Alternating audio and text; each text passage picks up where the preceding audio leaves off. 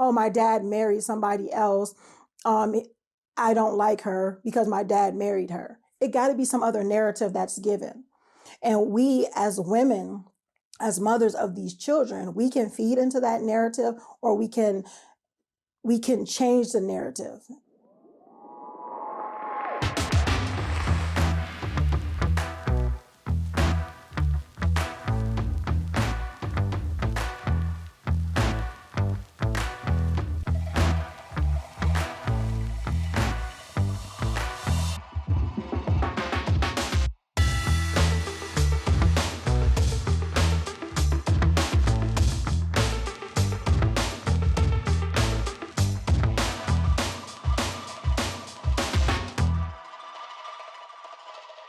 Assalamu alaikum, peace. It's your coach, Coach Nyla, one of the co-founders of Outstanding Personal Relationships, as well as co-author of the book, Let's Talk Polygamy Uncensored. This is a very interesting topic that I'm going to speak on today, and it's about my husband's children not liking me. This has been a very sensitive subject when it comes to wives in polygyny.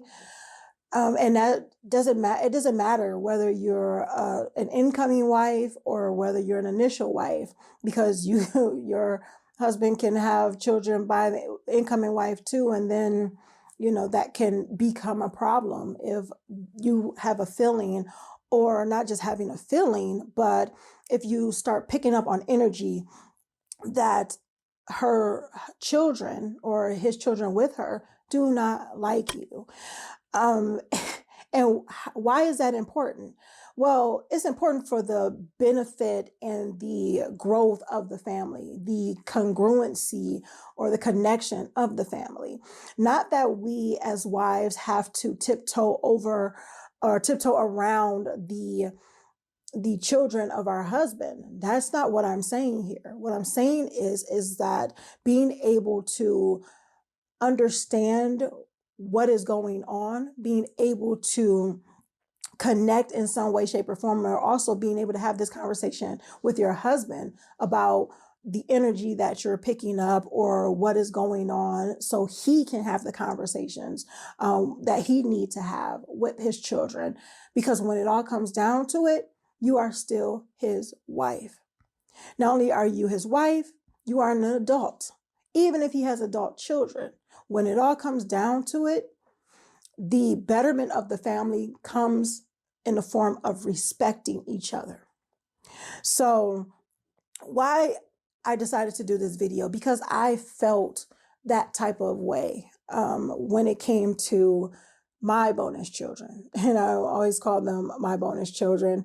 I don't use the term stepchildren, but usually that's what it equates to. But I had that feeling when it came to, and not just that feeling, just the energy from that, and just being, just being real. Honesty is what it is. It's not always pretty. I do not like to say that. When I found out, when one of my bonus daughters actually told me that she didn't like me, not that she told me that she don't like me, but she didn't like me, it hit me hard. Like, it hit me in my chest where it really hurt, because I don't feel like I did anything for her not to like me. And it wasn't being malicious. She wasn't being malicious in saying that. I actually was having a conversation with her, and I said, I didn't think you liked me. Or I said, I think it was a point or something on the lines of that. I said that I didn't think you liked me. And she said, I didn't like you. Like, that was her answer. And that answer was a gut punch to me. She may not know that, but I think about how we speak to people and how we say certain things. And we don't have to tiptoe around people's feelings and emotions. I'm not advocating that, but I do state that there are ways to discuss how you are feeling. There are ways that you can respectfully tell people what's going on with you or how you are feeling. And sometimes we don't know that. Sometimes it's about us. And I'm not saying that that's the case when it came to my bonus daughter. What I'm saying is that we all have done that in some way, shape, or form. We've all done that, where we just said what we said, or we said what was on the top of our mind, or we said what we were feeling at that given moment. And it could be to the detriment of the relationship. It can be to the detriment of where a person is wondering, do you still feel a certain way about me? Are you going to be snarky, or are you going to have certain side comments about me, where I have to wonder if there's some connection, if I can ever connect, or am I thinking that I'm connecting with you and I'm just being a big fat fool because you may be talking about me behind my back, or you're being nice to me in my face because it seems good. But then next thing you know, I find out later that, you and your sisters were talking about me, or you and your mom was talking about me, or something like that. Not saying that happened. What I'm saying is that's what I'm hearing from a number of different women in polygyny. And when it all comes down to it, did I mention the husband at all when I talked about these things? Did I mention the dad? No, I didn't. But I did state that this is the thing when my husband's children don't like me. And a lot of times it can come from outside sources, why they're feeling the way that they're feeling. Don't normally say, oh, my dad married somebody else. I don't like her because my dad married her. It got to be some other narrative that's given. And we as women, as mothers of these children, we can feed into that narrative, or we can change the narrative and allow them to have good thoughts about what polygyny entails, what polygyny is about. So but if you are in a situation like that, being a wife of a husband whose children are giving you some type of negative energy or disrespectful energy or anything like that, talk to your husband about that. And I'm saying talk to your husband about that because he is the one that should have that conversation with them. The mothers can have that conversation too, but a lot of times we've seen that mothers can be the cause of this energy.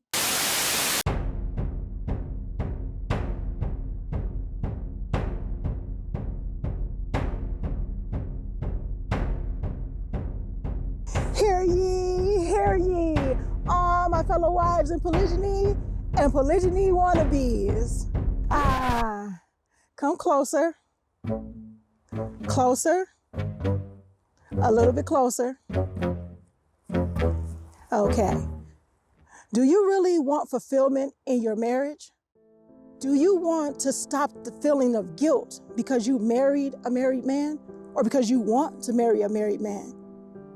Do you want to stop feeling like you were pushed aside, disrespected, neglected because your husband married another woman?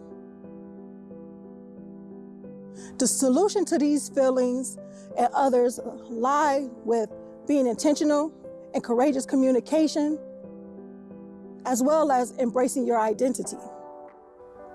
If you want to find out how to gain success in these areas, check out my gratification through growth, counseling, and coaching at CoachNyla.com. And I'll see you on the other side. Have you been in that situation where either you were the cause of it, not trying to be, but maybe because you were complaining about your husband marrying again, or you're complaining about the initial wife and, and certain things like that around your children, and wondering why they are behaving, because they're going to take Umi's side. They're going to take mom's side. That's how kids are built. They're going to take mom's side. We're like the nurturers. We're the ones that carried them. So it's kind of like team mom all the way. So how are we handling that as women? Are we giving the negative narrative for our co-wives?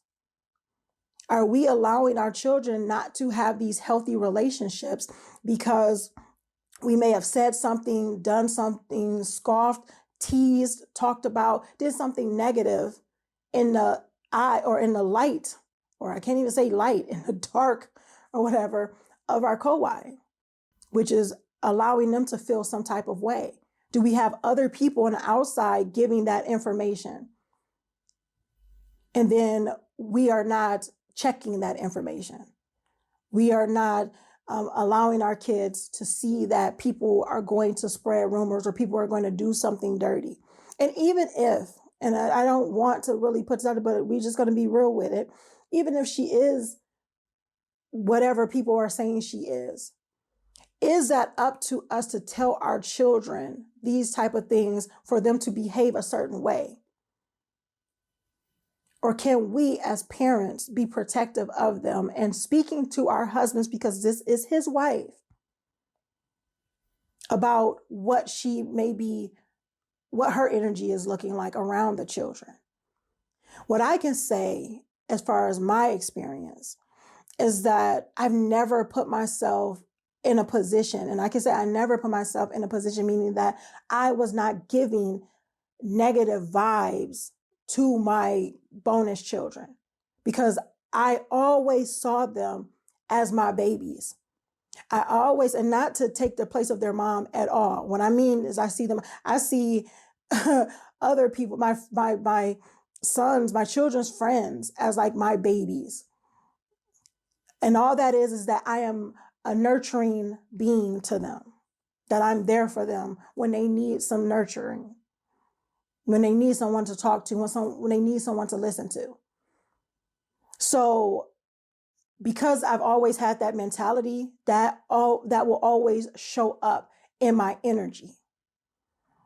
So to hear a person say that they don't like me, that's related to the person that I married, that's a hurtful thing to hear. And that we've gone past that, but I'm saying that this is an important issue. It's an important topic. You know, sometimes they're like, well, kids don't know any better and they don't do these, but you have people that are older, you know, they're teenagers or they're adult children. And not liking someone just for the simple fact of not really knowing them, or just because they're married to your father, or just because, you know, other people say you shouldn't like them, is not a valid reason to not like someone. And disrespecting them just because they're not your mother or they're not your father, they're not your real parent, is not okay either. And I've seen a number of wives go through that. Like I said, whether it's initial wife or any incoming wife. So what are we doing, and what do we do as parents, as the adults, as the supposedly mature people in the situation?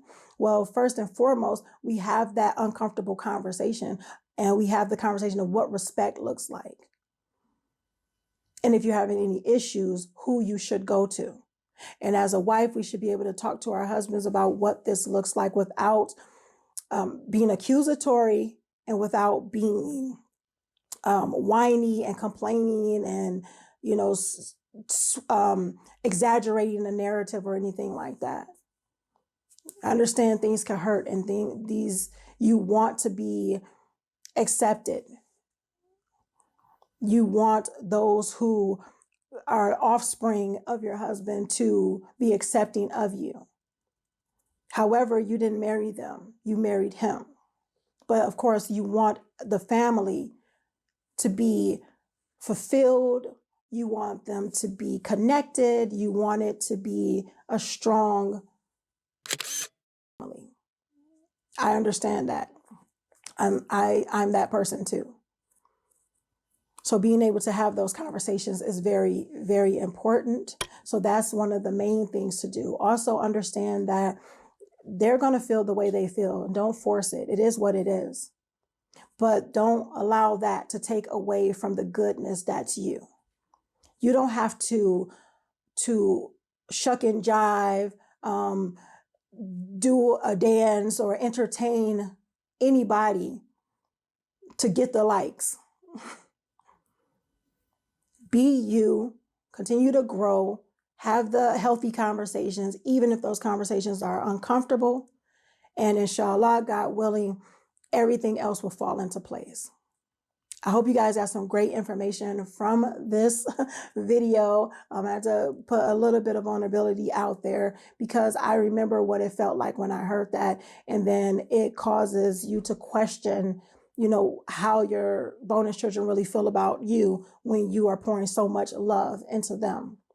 So again, if you haven't already, make sure you go to our campus because we do live classes and trainings, as well as some meet and greets. And we definitely go in on this topic as well when it comes to blending families. And we talk about the uncomfortable, difficult conversations that are not talked about normally, especially when it comes to polygyny.